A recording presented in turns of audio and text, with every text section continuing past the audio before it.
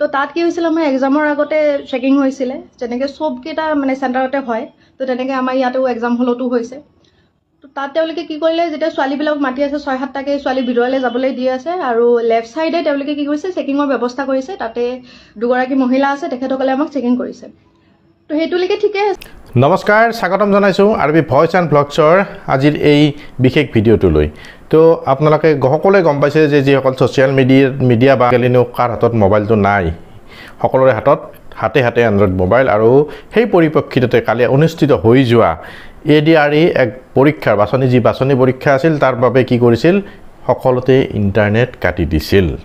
কিন্তু তাৰ ভিতৰত দুটা যি ঘটনা এতিয়ালৈ পোহৰলৈ আহিছে যে নলবাৰী জিলাৰ এটা পৰীক্ষা কেন্দ্ৰত এগৰাকী যুৱতীক এগৰাকী পৰীক্ষাৰ্থীক কি কৰিছিল মহিলা কনিষ্টবল এগৰাকীয়ে কি কৰিছিল মানে কি চেকিঙৰ নামত আতিশয্য কৰা বুলি যি তেখেতে ভুক্তভোগী যি ফেচবুক লাইভত তেখেতে কৈছে সেই সম্পৰ্কে হয়তো সেই ভিডিঅ'টো সকলোৱে চাইছে তাৰ পিছত বিভিন্নজনে কি প্ৰতিক্ৰিয়া কৰিছে সেই বিষয়ে জানিম আৰু যি পৰীক্ষাৰ পেপাৰ আউট হ'ল কেনেকৈ আউট হ'ল কিয় আউট হ'ল এই সকলোখিনি আজিৰ এই ভিডিঅ'টোত তেনেহ'লে আহক আমি প্ৰথমতে ভিডিঅ' ক্লিপ কাৰ কি প্ৰতিক্ৰিয়া কোনে কি ধৰণে প্ৰতিক্ৰিয়া আগবঢ়াইছে এই সকলোখিনি চাই লওঁ তাৰপিছত মই মোৰ প্ৰতিক্ৰিয়া ৰিয়েকশ্যন দিবলৈ চেষ্টা কৰিম লগতে জানিম আপোনালোকৰ মতামত যি ইয়াতে মোক SP অফিচত মাতি অনা হৈছিলে তেখেতসকলে গোটেই ফিমেল হেৰি আছিলে মেম আছিলে ইয়াতে তেখেতসকলে কি হৈছিলে কি নাই হোৱা ষ্টেটমেণ্টখিনি ইয়াতে গ্ৰহণ কৰিছে মই আশাবাদী যে হয়তো এইটো টপিকটোৰ ওপৰত তেওঁলোকে কিবা এটা হেৰি কৰিব তেওঁলোকে আভ্যন্তৰীণভাৱে যিখিনি হেৰি কৰায় আৰু মানে যিখিনি কৰে হয় সেইখিনি কৰিব তেখেতসকলে মোৰ সেইখিনি বিশ্বাস আছে আৰু বাকী সেইদিনা এক্সপিৰিয়েঞ্চখিনি মই অলৰেডি ফেচবুক লাইভত কৈছোঁ মইতো ফাৰ্ষ্ট টাইম আছিলে মই আজিলৈকে লাইভে কৰি পোৱা নাছিলোঁ মই মানে কিমানখিনি হেৰি পোৱাৰ পিছতহে লাইভটো কৰিব লগা হৈছে মই হয়তো কৈ পিনে আপোনালোকক বুজাব নোৱাৰিম যিসকল ভুক্তভোগী আছে তেখেতসকলে নিশ্চয়কৈ বুজিছে সেইটো চেণ্টাৰত মানে সেই মানুহগৰাকীয়ে যাক চেক কৰিছে তেখেতসকলে কেনেকুৱা ফিলিংছ মানে কেনেকুৱা হেৰি হৈছে অনুভৱ হৈছে হয়তো মানে তেখেতসকলে ক'ব পাৰিব তাৰে মাজত ময়ো আছিলোঁ হয়তো মোৰ ভিতৰত সেইখিনি হেৰি ক'ৰ পৰা আহিল মই ক'ব নোৱাৰোঁ সেইখিনি টাইমত ফেচবুক লাইভটো কৰি দিলোঁগৈ আৰু সেইটোৱে গৈ পিনে এনেকৈ যে মাননীয় মুখ্যমন্ত্ৰী ডাঙৰীয়া JP সিং ডাঙৰীয়া ইমানলৈকে যাবগৈ আৰু গৈ পিনে এটা মানে এনেকৈ এটা এৱাৰনেছ এটা হয় এটা প্ৰতিক্ৰিয়া এটা হ'ব আপোনালোকে গমেই পাইছে চাগে মাননীয় মুখ্যমন্ত্ৰী ডাঙৰীয়া এখন SOP হেৰি কৰাৰ কাৰণে তেখেতে এটা ফেচবুক হেৰি দিছে পষ্টো দিছে অনতি পলমে চাগে এইটো বলৱৎ কৰিব সেইটো এটা ভাল খবৰ আমাৰ কাৰণে মহিলাখিনিৰ কাৰণে তো সেইখিনি হ'বলৈ গৈ আছে কয় নহয় ৰাইজে নখ জোকাৰিলে নৈ বয় সেনেকুৱা টাইপে হৈছে মই প্ৰথমে আৰম্ভণি কৰিছিলোঁ তাতে বহুতে মোৰ এই যাত্ৰাত সহযোগী হৈছে তেওঁলোকৰ ছাপৰ্ট অবিহনে তেওঁলোকে যেনেকৈ কমেণ্টত আহি পিনে নিজক এক্সপ্ৰেছ কৰিছে তাৰমানে একুৰা মানে ফিৰিঙতিৰ দৰে কাম কৰিছোঁ মই জুইকুৰা তেওঁলোকে নিজে জ্বলাইছে তেওঁলোকে চবেই এক্সপ্ৰেছ কৰিছে নিজৰ কথাখিনি এক্সপ্ৰেছ কৰি পিনে এই বস্তুখিনি ইমান ওপৰলৈকে গৈ পিনে মানে এটা ৰিভলিউশ্যন টাইপে এটা হৈছে সৃষ্টি হৈছে তো সেইখিনিয়ে মই ক'ব বিচাৰিম এতিয়া লখিমপুৰৰ এটা ঘটনাৰ কথা উল্লেখ হৈছে য'ত সঁচাকৈ আচলতে তেনেকৈ নকল কৰিবৰ বাবে পুৰিয়াত বনাই তেওঁ লৈ গৈছিলে বুলি কোৱা হৈছে আৰু অন্তৰ্বাসত তেওঁ লুকুৱাই লৈ গৈছিলে যাৰ পৰিপ্ৰেক্ষিতত এনে এটা ছিকিউৰিটি কৰিবলৈ তেওঁলোক ক'ৰবাত তেওঁলোকে এনেধৰণৰ ব্যৱস্থা ল'লে বুলি কয় সেই কথাটো তুমি কি বুলি ক'বা মই সেই কথাটোত এইটোৱে ক'ম যে যদি তেনেকুৱা ধৰণৰ কিবা হোৱাৰ কাৰণে তেওঁলোকে নিৰ্দেশ দিছে যদি মানি লওক যে নিৰ্দেশ দিছিলোঁ আমি আৰু আমাৰ কনচেণ্ট উইদাউট আমাৰ কনচেণ্ট কোনো ধৰণৰ তেওঁলোকে এনেকুৱা কৰিব নোৱাৰে উইদাউট কনচেণ্ট সেইজন যোনেই নহওক মেল হওক ফিমেল হওক কোনেও আমাক তেনেকৈ টাচ কৰিব নোৱাৰে আমাৰ ফিমেলক তো মই ক'ব বিচাৰোঁ যদি নিৰ্দেশ দিছিলে তেতিয়াহ'লে আমাক জনাব লাগিছিলে যে এনেকুৱা নিৰ্দেশ আছে বাইদেউ আপোনালোকক সেই কৰিব লাগিব আপোনালোক কমফৰ্টেবল নে সেইটো বস্তু কৰিব লাগিব একাংশ বেয়াৰ কাৰণে আপুনি একাংশক হাৰাছমেণ্ট দিব নোৱাৰে কিছুমানে মোকো কৈ আছে যে এনেকৈ লখিমপুৰত সেই কৰিছে তোমাৰতো কিবা থাকিব পাৰে আৰে আপোনালোককতো আমি সহযোগেই কৰিছোঁ মই আধাতে গুচি নাই অহা ইমানখিনি খং উঠিছিলে ইমানখিনি মই লাজ পাইছিলোঁ আত্মসন্মানত মই হেৰি পাইছিলোঁ আঘাত পাইছিলোঁ তাৰপিছতো মই সম্পূৰ্ণ কৰিছোঁ আমি সম্পূৰ্ণ সহযোগ দিছোঁ অসম চৰকাৰক যে সেইখিনি আমাক মানে চেকিংখিনি কৰক তেখেতসকলে কৰি পিনে আমাৰ হেৰি কৰক সম্পূৰ্ণ কিন্তু কথা হ'ল কেইজনী মানে তেনেকুৱা কৰিছে বুলিয়ে চবকে এনেকৈ হেৰাছমেণ্ট কৰিব এইটোতো কথা নহয় দিয়কচোন আপুনি যে ফেচবুক লাইভটোত আৰু এটা কথা উল্লেখ কৰিছিলে যে আপুনি তেওঁক কৈছিলে যে আপুনি এনেকৈ চেকিং নকৰিব আৰ কৰি লওক বা আৰ কাপোৰ যিহেতু এখন আৰ কাপোৰো নাই আনগৰাকী পৰীক্ষাৰ্থীৰ সন্মুখতে আপোনাক তেনেধৰণে অন্তৰ্বাসত তেওঁলোকে চেকিং কৰি আছিলে বুলি আপুনি জনাইছে আপুনি কোৱা কথাটোত তেওঁৰ মন্তব্য কি আছিলে সিকিউৰিটি তেখেত একেবাৰে মানে তেখেত বহুত হাৰিত আছিলে তেখেতে মানে তাড়াতাড়ি চেকিং কৰিব লাগে হয় কৰি পিনে মানে পঠাব লাগে তো আমাৰ একেলগে 6-7 জনীকে দুটা লাইন হৈছিলে তো কমেও 14 জনীমান ছোৱালী আহিছিলে যদিও তেখেতসকলে চাৰিওফাল বেৰি দিয়া আহিছিলে যিখিনি চেক আউট কৰিছে সেইখিনি পৰ্দা এখন নাছিলে সেইটো কাৰণে হয়তো ইমানখিনি দুটা লাইন হৈ আছিলে দুজনীয়ে চেক কৰি আছিলে তেখেতসকলৰ দুজনী আছিলে বাইদেউ তো তাৰে যিজনী লেফ্ট সাইডৰ আছিলে তেখেতৰ তাতে সেইটো প্ৰবলেম পোৱা গৈছে ৰাইট সাইডৰ জনী কোনো কমপ্লেইন পোৱা যোৱা নাই যিখিনি আমি গম পাইছো আৰু তাতে মানে প্ৰবলেমটো মোৰ হৈছিলে কি এখন পৰ্দা নাছিলে যদিও আৰবেৰ গোটেই বেৰি দিয়া হৈছে এখন পৰ্দাৰ প্ৰয়োজন আছিলে যদি এনেকে নিৰ্দেশনা কিবা আহিছে মেইন কথা সেইটোৱে কনসেন্ট মেটাৰ কৰে কনসেন্ট তোমাৰ ল'ব লাগিব তাৰ পিছত আপোনালোকে যি ইচ্ছা তাকে কৰিব যদি মই কনসেন্ট দিছো যদি মই নাই দিয়াটো নাই দিয়া আপোনালোকে নোৱাৰে তেনেকে তাৰ মাজতে মই ক'ব বিচাৰিম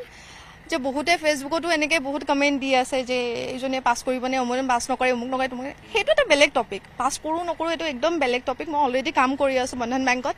তো এটা কৰ্পৰেট সেক্টৰত মই অলৰেডি জব কৰি আছো চৰকাৰী চাকৰি এটা চবে আশা কৰে সেই হিচাপত মই আশা কৰি পঢ়ি এবছৰ দিবলৈ গৈছো পাওঁ নাপাওঁ এইটো বেলেগ কথা তাৰপিছতে তাৰমানে বহুতে হেৰি কৰি আছে যে এইজনী কংগ্ৰেছৰ হেৰি হয় বেলচৰৰ অমুক চব কংগ্ৰেছৰে মানুহ আৰে মই বেলচৰত নাথাকো মোৰ ঘৰ হৈছে চক বজাৰত মই তাত পৰীক্ষা দিবলৈ গৈছো মই কোনো ধৰণৰ ৰাজনৈতিক দলৰ লগত মানে কোনো ধৰণে জড়িত নহয় মানে সক্ৰিয়ভাৱে হওক নিষ্ক্ৰিয়ভাৱে হওক মই জড়িতই নহয় আনকি মই ছাত্ৰ সংগঠনৰ লগতো জড়িত নহয় তো তাৰপিছত যদি তেনেকৈ কয় একো নাজানেকৈ কয় মোৰ নালাগে কাৰণ মই জানো ছ'চিয়েল মিডিয়াত এনেকুৱা হেৰি থাকে সকাৰাত্মকো মন্তব্য থাকিব নকাৰাত্মকো থাকিব কিন্তু মোৰ মা দেউতাই বস্তুটো বুজি নাপায় তেখেতসকলে নতুনকৈ ফেচবুক ইউজ কৰি আছে তেখেতসকলৰ কাৰণে যেকেই গোটেই হেৰি আৰু তো তেনেকৈ যেতিয়া কমেণ্টটো দিছে তাতে বাৰু বেলেগে গৈ পিনেও কৈছে মোক যিখিনি ছাপৰ্ট কৰিছে বা তেখেত যোনে ভুক্তভোগী হয় তেখেতসকলেও কৈছে বাট তেনেকৈ নজনাকৈ কৰিলে অকণ বেয়া লাগে আৰু মই অসম চৰকাৰক কোনো দিনেই কোনো ধৰণৰ ভিডিঅ'টোতো মই তেখেতসকলক দোষাৰোপ কৰা নাই তেখেত আমাৰ ৰাইজৰ কাৰণে চৰকাৰ ৰাইজৰ হকে চৰকাৰ তো মই যদি কাৰোবাক জনাব লাগে মই কাক জনাম তেখেতসকলকেতো জনাম তেখেতসকলৰ দাদা বুলি ভাই বুলি আমাক যেনেকৈ ভাই ভনী বুলি তেখেতসকলেতো হেল্প কৰিব লাগিব চাব লাগিব তো অসম চৰকাৰৰ ওপৰত মোৰ কমপ্লেইন নহয় এই টপিকটোৰ ওপৰত তেখেতসকলে যাতে কিবা এটা কৰে সেইটো কাৰণেহে মই কৈছিলোঁ লগতে মই এণ্টায়াৰ আছাম পুলিচক মই নাই কোৱা মই কৈছিলোঁ সেই মুষ্টিমেয়ত তেখেত যিজনী আছিলে তাতে কৰ্মৰত তেখেত কি হয় মই নাজানো তো তেখেত যিজন আছিলে হোমগাৰ্ড বুলি শুনিছোঁ মই ক'ব নোৱাৰোঁ তেখেত কি আছিলে তো সেই মানুহগৰাকীৰ লগতহে মোৰ প্ৰব্লেম মই সেইখিনি ক'ব বিচাৰিছোঁ আমি দেখিছোঁ যে নলবাৰীৰ কেইবাগৰাকীও পৰীক্ষাৰ্থীৰ লগত বিভিন্ন ধৰণৰ ছিকিউৰিটিৰ নামত বিভিন্ন ধৰণৰ শালীনতা হানিৰ ঘটনা সংঘটিত হৈছে তেওঁলোকে মাত মাতিছে সামাজিক মাধ্যমেৰে তেওঁলোকে প্ৰকাশ কৰিছে সেই বিষয়ে আপোনাৰ পৰা জানিব বিচাৰিম যে আপোনালোকৰ আচলতে অসমৰ প্ৰতিজন শিক্ষিত যুৱক যুৱতীয়ে এইটো বিচাৰে স্বচ্ছৰ নিকা হোৱাটো পৰীক্ষাসমূহত কিন্তু চৰকাৰে স্বচ্ছৰ নিকাৰ নামত যি ধৰণে হাৰাশাস্তিৰ সন্মুখীন কৰিবলগীয়া হৈছে ছাত্ৰ ছাত্ৰীসকলক আমি ধিক্কাৰ দিছোঁ গৰিহণা জনাইছোঁ আৰু এগৰাকী যুৱতীয়ে সামাজিক মাধ্যমত তেখেতে নিজে স্বীকাৰ কৰিছে সেই কথাটো কেতিয়াও গ্ৰহণযোগ্য নহয় এগৰাকী প্ৰাপ্তবয়স্ক যুৱতীক এতেৰে অসাধুভাৱে স্পৰ্শ কৰাটো কোনো কাৰণত গ্ৰহণযোগ্য নহয় আমি অসম চৰকাৰৰ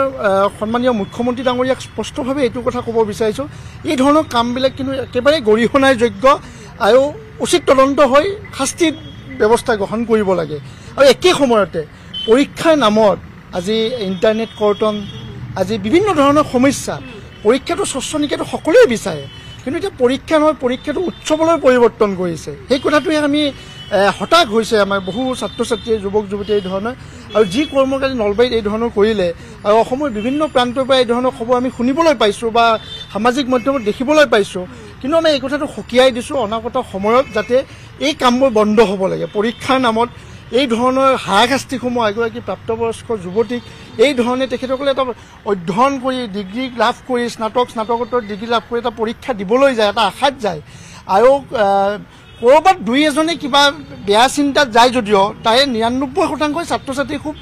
ভালদৰে যায় ভালদৰে পঢ়া শুনা কৰি যায় এনে ধৰণৰ হাৰাশাস্তিৰ সন্মুখীন হোৱাটো কোনো কাৰণত গ্ৰহণযোগ্য নহয় আৰু আমি পুলিচ প্ৰশাসনৰ এই কথাটোৱে কৈছোঁ ছাত্ৰ ছাত্ৰীসকলক ভৱিষ্যত যাতে এই ধৰণৰ হাৰাশাস্তিৰ সন্মুখীন নকৰায় আৰু ছাত্ৰ ছাত্ৰীসকলে ৩ ঘণ্টা বহিছে তাত খাবলৈ পানী নাই ইণ্টাৰনেট কৰ্তন কৰা হৈছে বিকল্প ব্যৱস্থা গ্ৰহণ কৰিব নোৱাৰে নেকি চৰকাৰৰ প্ৰশ্ন এইখন চৰকাৰে সকলো কৰিব পাৰে বিভিন্ন সময়ত আমি তেখেতসকলৰ বক্তব্য আমি শুনিবলৈ পাওঁ কিন্তু এই ধৰণৰ হাৰাশাস্তিৰ সন্মুখীন ছাত্ৰ ছাত্ৰী কৈছে এইটো আচলতে শুভ লক্ষণ নহয়। এটা ঘটনাৰ কথা কোৱা হৈছে যে লখিমপুৰত এগৰাকী পৰীক্ষাৰ্থীৰ আচলতে এনেধৰণে অন্তৰ্বাসত তেওঁ কিছু নকল কৰিব পৰা বস্তু লৈ আনিছিলে আৰু সেইবাবেই হিমন্ত বিশ্ব শৰ্মাই নিজৰ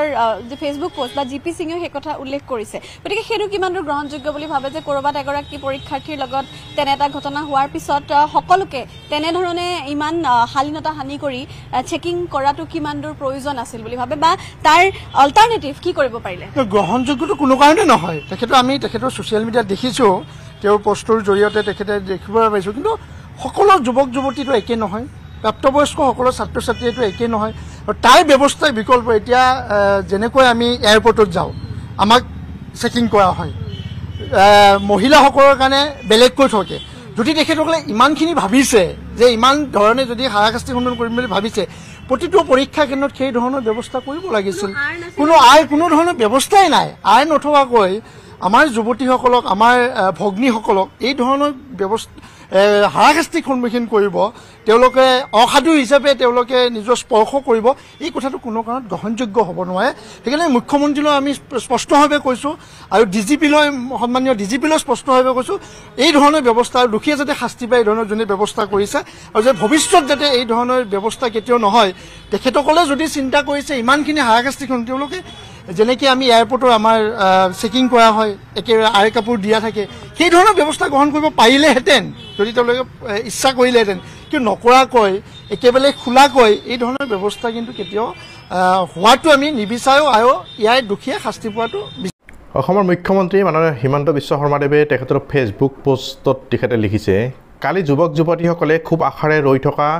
ADREৰ প্ৰথমটি পৰীক্ষা সফলতাৰে অনুষ্ঠিত হয়। ইয়াৰ মাজতে এটা অতি স্পৰ্শকাতৰ অভিযোগ উত্থাপন হৈছে। নলবাৰীৰ এটা পৰীক্ষা কেন্দ্ৰত এগৰাকী ছাত্ৰীয়ে প্ৰৱেশ কৰাৰ পূৰ্বে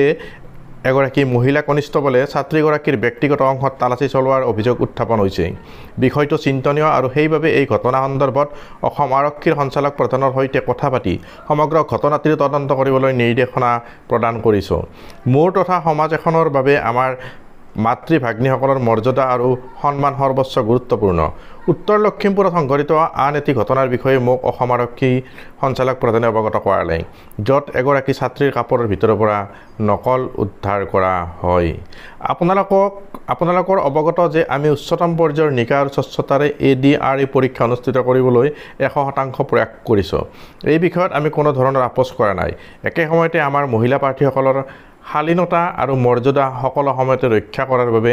আমি দায়বদ্ধ। গতিকে পৰৱৰ্তী পৰ্যায়ৰ পৰীক্ষাসমূহৰ পূৰ্বে মহিলা প্ৰাৰ্থীক তালাচী চলোৱা সন্দৰ্ভত মহামান্য আদালতে আগবঢ়োৱা প্ৰাসংগিক ৰায় আৰু মহিলা আয়োগৰ পৰা অহা নীতি নিৰ্দেশনাৰ প্ৰতি লক্ষ্য ৰাখি এক সঠিক SOP প্ৰস্তুত কৰা হ'ব। লুৰিণজ্যোতি গগৈৰ প্ৰতিক্ৰিয়া। আজি অনুষ্ঠিত নিযুক্তি পৰীক্ষাত একাংশ পৰীক্ষাৰ্থীয়ে অনাহুত অস্বস্তিকৰ পৰিস্থিতিৰ মুখামুখি হ'বলগীয়া হৈছে। কোনো পৰীক্ষা কেন্দ্ৰত নিৰীক্ষণৰ নামত কৰ্তব্যৰত নিৰীক্ষকে যুৱতীৰ অন্তৰ্বাস খুলি যুৱকৰ গোপন অংশ স্পৰ্শ কৰি তেওঁলোকক ব্যতিব্যস্ত কৰাৰ অভিযোগ উঠিছে। আনকি যুৱতীৰ নিৰীক্ষণ কক্ষত যুৱক ফটোগ্ৰাফাৰকো নিয়োজিত কৰা হৈছে। দিনটোৰ এনেধৰণৰ কেইবাটাও ঘটনা পোহৰলৈ আহিছে। অভিযোগসমূহ অতি গুৰুতৰ, চিন্তনীয় আৰু এখন সুসভ্য সমাজৰ বাবে লজ্জাজনক। ব্যক্তি গোপনীয়তা ভংগ কৰা এনেধৰণৰ ঘটনাসমূহক আমি নিন্দা কৰিছোঁ আৰু গৰিহণা দিছোঁ। উত্থাপিত অভিযোগসমূহৰ তদন্ত কৰি সংশ্লিষ্ট নিৰীক্ষকসকলৰ বিৰুদ্ধে যথোপযুক্ত ব্যৱস্থা গ্ৰহণৰ বাবে আমি ৰাজ্যৰ মুখ্যমন্ত্ৰীগৰাকীক দাবী জনাইছোঁ আৰু আহিবলগীয়া পৰীক্ষাসমূহত ব্যক্তি গোপনীয়তাত হাত নিদিবলৈ সকীয়াই দিছোঁ। আপোনালোকে সকলোৱে জানে যে কালি ADRE পৰীক্ষা হৈছিলে আৰু এগৰাকী কেণ্ডিডেট নৱনীতা শৰ্মা, তেওঁ ফেচবুক লাইভ আহি তেওঁ কিছু এলিগেশ্যনছ দিছিলে, মানে তেওঁক ফ্ৰিস্ক কৰোঁতে তেওঁ কমফৰ্টেবল নাছিলে আৰু সেই এইটো ফেচবুক লাইভ অহাৰ কাৰণে এইটো নিউজটো বহুত হেৰি হৈ গ'ল আৰু মোক এইকাৰণে এনকুৱাৰী কৰিব দিয়া হ'ল এইটো। আৰু এনকুৱাৰী ৰিপৰ্টটো মই গৈ DGP ছাৰক দিম। মই বেছিকৈ ক'ব খোজা নাই, খালি এইটোৱে ক'ব খুজিছিলোঁ যে সেই পাৰ্টিকুলাৰ চেণ্টাৰটোত ফিমেল কেণ্ডিডেটছে আছিলে, খালি 2জনহে মেল আছিলে, বাকী চব ফিমেল আছিলে। 396 কেণ্ডিডেটছ আছিলে আৰু যিহেতু ফিমেল কেণ্ডিডেট আছিলে দুটা শাৰী আছিলে আৰু প্ৰপাৰ এনক্ল'জাৰ আছিলে প্ৰপাৰ এনক্ল'জাৰৰ ভিতৰত আমাৰ যিটো নৰ্মেলি কৰে পৰীক্ষাত চেকিং আৰু ফ্ৰিস্কিং কৰা হৈছিলে আৰু যিসকলে কৰিছিলে তেওঁলোকক মই আজি ইয়াত সোধা পোছা কৰিলোঁ যাৰ ওপৰত এলিগেশ্যনটো আহিছে তেওঁ ধৰি লওক আজি 19-20 বছৰ কৰিয়ে আছে আৰু এইটোৱে প্ৰথম পৰীক্ষা নহয় তো কৰি আছে চ' এইখিনিয়ে মই এতিয়া গোটেই সকলোৰে ষ্টেটমেণ্ট ল'লোঁ আৰু এনকুৱাৰী ৰিপৰ্টটো মই DG ছাৰৰ আগত দিম কিবা মিছ আণ্ডাৰষ্টেণ্ডিং হ'ব পাৰে নেকি কাৰণ পুলিচ পাৰ্চনেল গৰাকী আৰু যিগৰাকী অভিযোগটো আনিছে তেনেকুৱা কিবা ভুল বুজাবুজিৰ কাৰণে এই ধৰণৰ মই ইয়াত বহলাই ক'ব খোজা নাই ইমানখিনি এইটো কাৰণেই আহিছিলোঁ আৰু যেহেতু আপোনালোক ইমান দেৰি ৰৈ আছে এইখিনি মই ক'ব খুজিম অকল সেই ছোৱালীগৰাকী নহয় সামাজিক মাধ্যমত কিন্তু কেইবাগৰাকী নৱনীতা চক্ৰৱৰ্তী বুলি এগৰাকী আনিছে বা আন বিভিন্ন কেইবাগৰাকী ছোৱালীয়ে নলবাৰীৰে কমেণ্ট বক্সত কিন্তু মন্তব্য কৰিছে যে পুলিচৰ যিখিনি ব্যৱহাৰ চেকিঙৰ নামত সেই ব্যৱহাৰখিনি তেওঁলোকে সঠিক নোপোৱা বুলি অভিযোগ কৰিছে হয় অভিযোগ কৰিছে আৰু আমি সেইটো মানে অসম পুলিচে সেইটো গুৰুত্ব দিছে আৰু সেইটো কাৰণেই মোক ইয়ালৈ পঠাইছে আৰু যিহেতু যদিও মই ৰেঞ্জ DIG ইয়াৰ আপুনি দেখিছে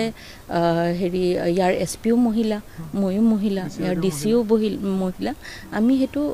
তেওঁলোকৰ যিটো অভিযোগ সেইটো আমি গুৰুত্বৰে লৈছোঁ আৰু সেইটো কাৰণে আমি এনকুৱাৰীটো ভাল ডাঙত অসমৰ শিক্ষা ব্যৱস্থা চাকৰিৰ পৰীক্ষা সাক্ষাৎকাৰৰ ব্যৱস্থা কবি প্ৰণৱ কুমাৰ বৰ্মনৰ প্ৰতিক্ৰিয়া ইমান উচ্চ শিক্ষিত ল'ৰা ছোৱালীবোৰে যদি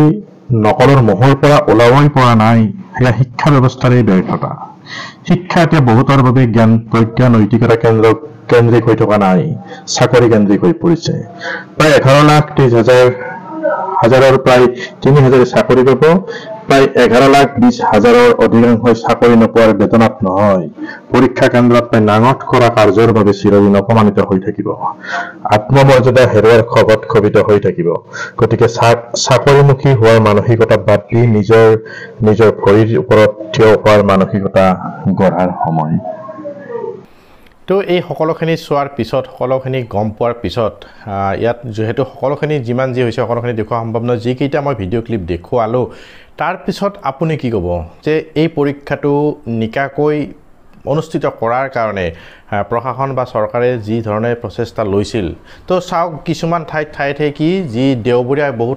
বহুত অঞ্চলত কি হয় দেওবৰীয়া বজাৰ হয় সেই বজাৰো বন্ধ কৰি দিয়া হৈছিল যাতে কি নহয় কোনো পৰীক্ষাৰ্থীৰ কোনো কেণ্ডিডেটৰ যাতে অহা যোৱা কৰাত অসুবিধা নহয় ক'তো যাতে সেই বজাৰৰ জামত ৰৈ ট্ৰেফিকত ৰৈ যাতে কি নহয় পৰীক্ষা গৃহত যাতে পলমকৈ উপস্থিত হ'ব নোৱাৰে তাৰ ভিতৰত কি পৰীক্ষা কেন্দ্ৰত চেকিঙৰ নামত যি এই কাম কৰিলে আচলতে সেয়া নীতিৰ ভূতনে নীতিৰ বহিৰ্ভূত সকলোৱে একে মুখেৰে ক'ব যে পৰীক্ষাৰ চেকিঙৰ নামত অৰ্থাৎ চেকিং কেতিয়াবা কিছুমান কেণ্ডিডেটে কিছুমান ল'ৰা ছোৱালীয়ে কি পৰীক্ষাৰ্থীয়ে কি কৰে পৰীক্ষা হলত অসৎ উপায় অৱলম্বন কৰে তাৰ বাবে ইতিমধ্যে কি যেহেতু আজিকালি সকলোৰে হাতত এণ্ড্ৰইড মোবাইলটো থাকেই সেই মোবাইলৰ জৰিয়তে যাতে কোনো ধৰণৰ চাৰ্চ কৰি গুগল চাৰ্চ কৰি বা যিকোনো প্ৰকাৰে কি কৰিব নোৱাৰে মোবাইলটো যাতে পৰীক্ষা হলত ব্যৱহাৰ কৰিব নোৱাৰে সেই মোবাইলো ইতিমধ্যে বন্ধ কৰি দিয়া হৈছে আকৌ লগতে ইণ্টাৰনেটো বন্ধ কৰি দিয়া হৈছে তাৰ পাছতো মোবাইল বা হাৰাশাস্তি কি কৰিলে চেকিঙৰ নামত যি হাৰাশাস্তি কৰিলে আচলতে সেয়া জানো সম্ভৱ পৰীক্ষা গৃহৰ ভিতৰত ইমানবোৰ বন্ধ কৰি দিয়াৰ পিছত মোবাইলটো নি কি কৰিব গতিকে সেইটো আচলতে লগত থাকিলেও মোৰ বোধেৰে কোনোনে ফোন কৰি কাক কি প্ৰশ্ন সুধি উত্তৰ লৈ থাকিব এয়া জানো পৰীক্ষা গৃহৰ ভিতৰত সম্ভৱ আচলতে নহয় যেহেতু তাত নিৰীক্ষক থাকে দুইজনৰ সেই ছাত্ৰ ছাত্ৰী অনুপাতে পৰীক্ষাৰ্থী অনুপাতে সেই অনুপাতে কি থাকে তাত নিৰীক্ষক থাকে নিৰীক্ষকসকলে কি কৰি থাকিব তেওঁলোকে এইখিনি নিশ্চয় লক্ষ্য কৰি থাকিবই পৰীক্ষা গৃহত কিছুমান বস্তু নিয়াটো মানে সেই নহয় যে তেওঁলোকে নিৰ্দেশতে দি দিছে এডমিটত নিৰ্দেশ দি দিছে যে তাত কাঠ পেঞ্চিল বা কলম বা এনে লিখা বা সেইখিনি সামগ্ৰীয়ে নিব আনকি পানীৰ বটলটো যাতে লৈ যাব নোৱাৰে কিছুমান ঠাইত অভিযোগ আহিছে যে তেওঁলোকক কি খুৱাব পৰা নাছিল বিশুদ্ধ পানীও নোখোৱাৰো অভিযোগ আহিছে কিন্তু এইখিনি বন্ধ কৰাৰ লগে লগে সেইখিনি ব্যৱস্থা কৰিব লাগে আচলতে যদি কৰিছিল তো কিয় পোৱা নাছিল তাৰ পিছত আন এটা বিশেষ অভিযোগ যিটো এতিয়া তলপাৰ লগাইছে যে পৰীক্ষাৰ প্ৰশ্নকাকত ফাদিল হ'ল যে হোৱাটছআপে যি পৰীক্ষাৰ পেপাৰ PDF ফাইলটো ফাদিল হ'ল ওলাল সেইটো পৰীক্ষাৰ আগত পিছত যিয়ে নহওক এইটো আচলতে ওলোৱাৰ কোনো কাৰণেই নাই যেহেতু পৰীক্ষা গৃহৰ পৰা কোনো এজন পৰীক্ষাৰ্থীক কি কৰিব দিয়া নাছিল প্ৰশ্ন কাকত আনিব দিয়া নাছিল তেতিয়াহ'লে সেই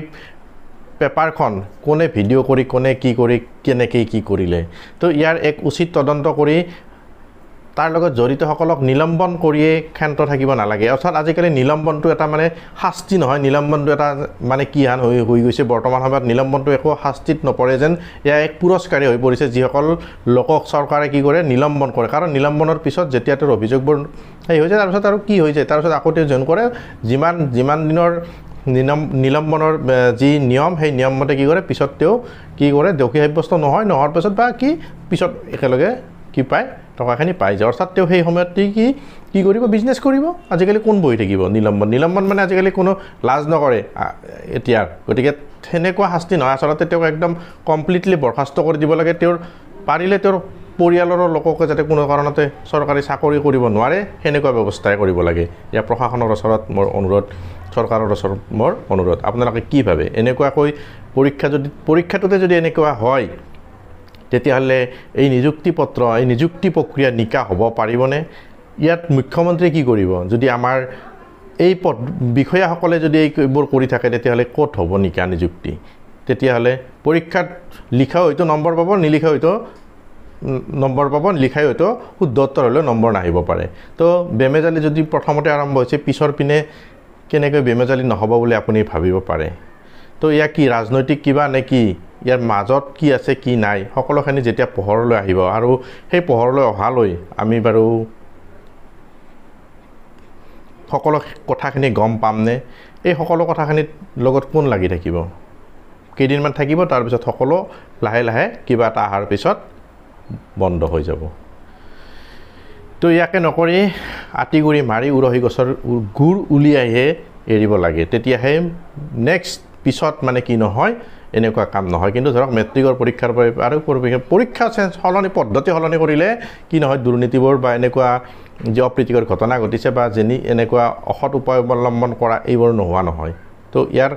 এনেকুৱা শাস্তি হ'ব লাগে মানে কি যদি গতিকে আপুনি যদি মোৰ এই ভিডিঅ'টো সম্পূৰ্ণকৈ চালে তেতিয়াহ'লে আপুনি কি ভাবে আপুনি কেনেকুৱা ধৰণৰ কি শাস্তি দিয়াটো বিচাৰে এনেকুৱা ধৰণৰ দোষীবোৰক যে জনাওক আপোনাৰ কমেণ্ট যোগে জনাওক আপোনাৰ মতামত আৰু আজিৰ এই ভিডিঅ'টো ইমানতে সামৰণি মাৰিছোঁ পৰৱৰ্তী ভিডিঅ'ত লগ পাম বাই বাই